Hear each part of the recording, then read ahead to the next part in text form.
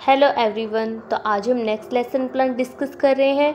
तो बीएड के अंदर लेसन प्लान बनाने के लिए हमें कुछ सबसे पहले जनरल इन्फॉर्मेशन लिखनी होती है। और जनरल इन्फॉर्मेशन क्या होती है, जैसे कि फर्स्ट हमें लिखना होता है लेसन प्लान नंबर, उसके बाद हमें लिखनी होती है डेट कि हम लेसन प्लान जो है वो कौन सी डेट को बना रहे हैं। उसके बाद आपको लिखना होता है प्यूपिल टीचर्स नेम, यहाँ पर आपको अपना खुद का नेम लिखना है।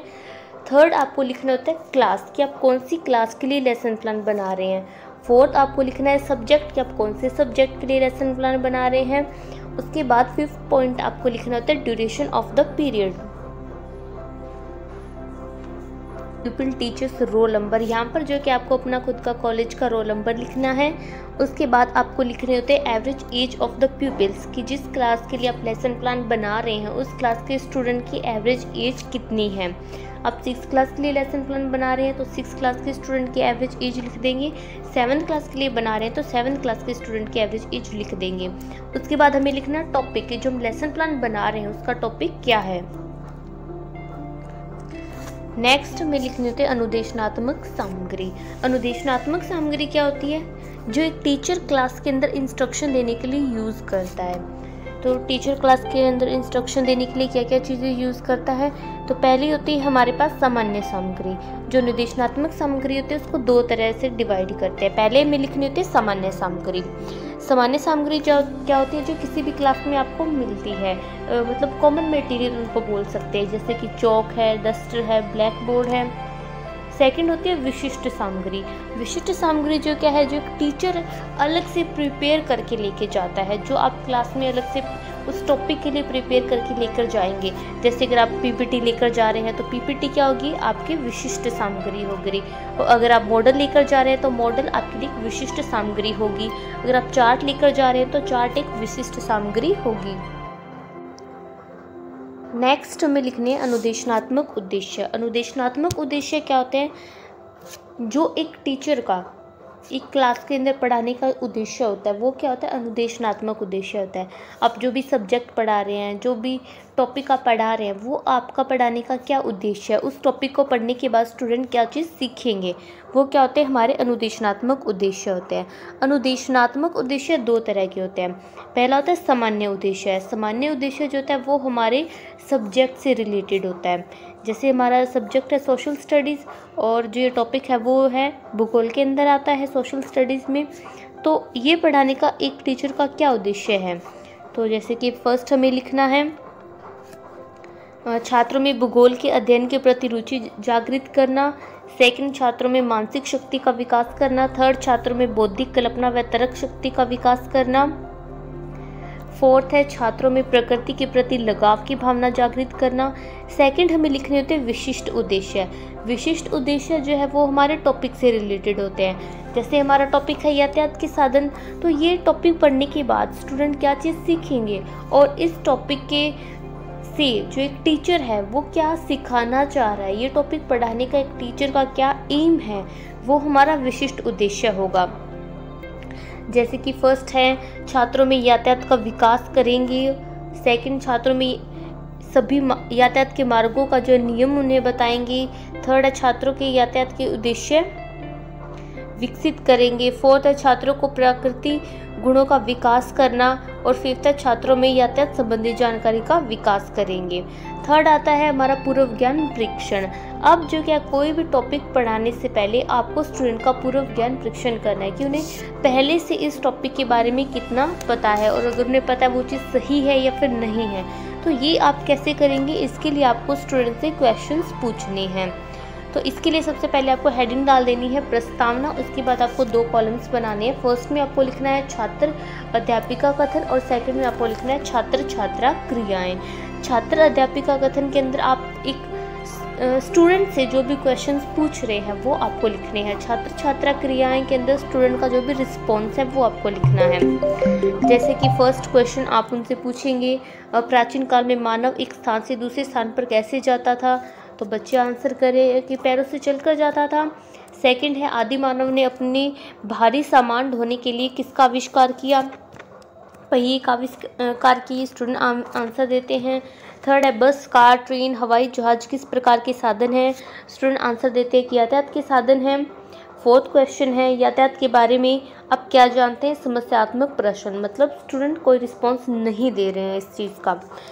फोर्थ आता है उपविषय की घोषणा। अब आप स्टूडेंट को बताएंगे कि आज जो क्या हम कौन सा टॉपिक पढ़ने वाले हैं, तो यहाँ पर आपको आके स्टूडेंट को बताना है, पहले उनकी आपको प्रीवियस नॉलेज टेस्ट करनी है, उसके बाद उन्हें बताना है कि आज हम कौन सा टॉपिक पढ़ने वाले हैं। फिफ्थ हमारे पास आता है प्रस्तुतिकरण। अब यहाँ से हमारा जो मेन लेसन प्लान है वो स्टार्ट होता है। फिफ्थ हमारे पास आता है प्रस्तुतिकरण। अब यहाँ से हमारा मेन लेसन प्लान स्टार्ट होता है। तो इसके लिए सबसे पहले आपको 4 कॉलम्स बनाने हैं। फर्स्ट कॉलम में आपको लिखना है शिक्षण बिंदु, सेकंड में आपको लिखना है छात्र अध्यापिका कथन, लड़के हैं तो वो छात्र अध्यापक कथन लिखेंगे, थर्ड है छात्र क्रियाएं और फोर्थ है शामपट कार्य। शिक्षण बिंदु के अंदर जो भी हमारे टॉपिक से रिलेटेड मेन पॉइंट्स होंगे वो हम लिख देंगे। छात्र अध्यापिका कथन के अंदर एक टीचर की जो भी क्लास के अंदर एक्टिविटी होगी वो हम लिख देंगे। छात्र क्रियाएं के अंदर स्टूडेंट की जो भी क्लास में एक्टिविटीज़ होगी वो हम लिख देंगे। और शामपट कार्य के अंदर ब्लैक बोर्ड पर जो भी उन्हें मेन पॉइंट्स होंगे वो लिख देंगे। तो शिक्षण बिंदु में जैसे कि फर्स्ट हम हेडिंग डालते हैं यातायात के साधन, उसके बाद सबसे पहले आप आते हैं विकासात्मक प्रश्न, मतलब आप स्टूडेंट से कुछ क्वेश्चन पूछ सकते हैं। स्टूडेंट से कुछ क्वेश्चन पूछने के बाद आप एक्सप्लेन करेंगे कि यातायात के साधन क्या होते हैं। तो यातायात के साधन क्या होते हैं, जिन साधनों द्वारा एक स्थान से दूसरे स्थान तक व्यक्ति व वस्तुओं का आवागमन होता है उन्हें यातायात के साधन कहते हैं। और स्टूडेंट की एक्टिविटी क्या होगी, स्टूडेंट ध्यानपूर्वक सुन रहे होंगे और ब्लैक बोर्ड पे आप हेडिंग डाल देंगे यातायात के साधन। सेकंड आते हैं यातायात के साधन के भाग कि या फिर कितने तरह के जो साधन वो होते हैं, तो उन्हें 3 भागों में बांटा जाता है। पहला स्थल मार्ग के साधन, सेकंड है जल मार्ग के साधन, थर्ड है वायु मार्ग के साधन। फिर आप एक्सप्लेन करेंगे कि स्थल मार्ग के साधन क्या होते हैं। स्टूडेंट जो क्या है वो इसको ध्यान से सुन रहे हैं। फिर आप इसको डिवाइड करेंगे, सड़क के वर्ग की सड़क कितने तरह की होती हैं, जैसे कि राष्ट्रीय राजमार्ग है, राज्य राजमार्ग है, जिला मार्ग है, ग्रामीण सड़कें। तो इस तरह से आप एक्सप्लेन कर देंगे कि सड़कें कितने तरह की होती हैं। फिर आप उनकी लंबाई बताएंगे, सबसे लंबी सड़क कौन सी है। उसके बाद एक्सप्लेन करेंगे रेल मार्ग के बारे में, आप कुछ बेसिक नॉलेज उन्हें देंगे। उसके बाद आप उन्हें बताएंगे जलमार्ग के बारे में कि जलमार्ग क्या होते हैं। नाव, स्टीमर, पानी का जहाज जहाँ चलते हैं उसे क्या कहते हैं, जलमार्ग कहते हैं। जलमार्ग जो है वो 2 तरह के होते हैं, पहला आंतरिक और दूसरा होता है समुद्री जलमार्ग। और ब्लैक बोर्ड के ऊपर हेडिंग डाल देंगे मेन जो हमने पॉइंट्स हमने बताए हैं। थर्ड आता है वायु मार्ग। अब आपको स्टूडेंट को बताना है कि वायु मार्ग क्या होता है।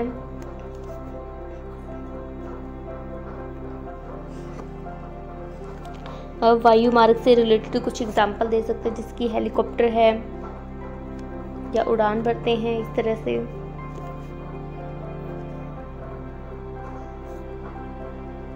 मेरे पास आता है वो आता है आंशिक पुनरावृत्ति की। अब आपने स्टूडेंट को जो भी मेन पॉइंट्स पढ़ाए हैं उससे रिलेटेड आप उनसे क्वेश्चन पूछेंगे, जिससे जो कि एक टीचर को पता चलता है कि जो भी वो पढ़ा रहा है वो स्टूडेंट को समझ में आ रहा है या फिर नहीं आ रहा है। जैसे कि सबसे पहला क्वेश्चन है कि सबसे लंबा सड़क मार्ग कहाँ से कहाँ तक है। स्टूडेंट इसका आंसर करते हैं वाराणसी से कन्याकुमारी, क्योंकि ये आपने स्टूडेंट को अभी पढ़ाया है।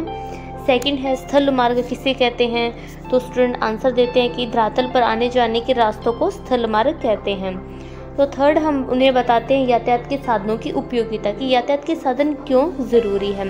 जैसे कि फर्स्ट है यातायात के साधन जितने सुलभ होंगे देश का आर्थिक विकास उतना ही तीव्र होगा। यातायात के साधन जो क्या है उनमें राष्ट्र की शक्ति बनती है।